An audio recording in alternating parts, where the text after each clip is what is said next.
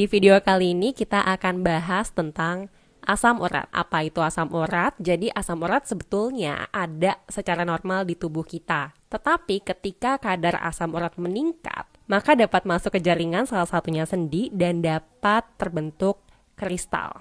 Tunggu. Kristal? Oke, mungkin ini pertanyaan yang akan timbul ketika mendengar kata kristal. Ada yang namanya kristal monosodium urat monohidrat. Jadi kristal ini terbentuk ketika kadar asam urat di dalam darah itu di atas normal. Padahal harusnya kristal ini nggak ada di dalam jaringan sendi. Tetapi ketika kadar asam urat meningkat, kristal ini terbentuk dan akan memicu terjadinya peradangan. Ketika peradangan terjadi, maka akan timbul gejala yang dikenal oleh orang-orang sebagai asam urat.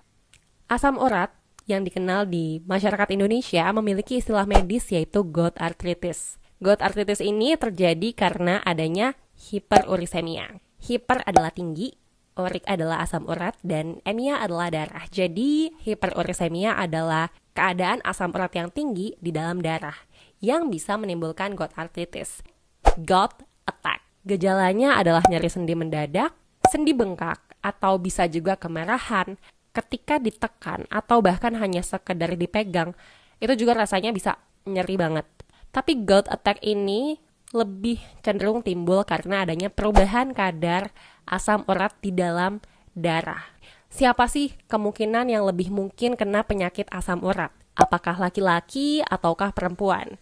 Jawabannya adalah laki-laki. Jadi orang-orang yang mengalami asam urat atau gout arthritis itu lebih banyak laki-laki karena pada perempuan itu ada satu hormon yang spesial yaitu hormon estrogen, di mana salah satu fungsi hormon estrogen ini bisa membantu untuk menjaga agar kadar asam urat tetap normal. Sehingga pada perempuan itu cenderung jarang mengalami asam urat kecuali ada kelainan tertentu. Tetapi akan jadi beda cerita ketika perempuan tersebut sudah masuk ke dalam fase menopause. Ketika sudah masuk ke dalam fase menopause, maka akan lebih mungkin mengalami asam urat ketimbang sebelum mengalami menopause. Sekian tentang asam urat. Semoga video ini bisa menambah wawasan kamu tentang asam urat. Terima kasih.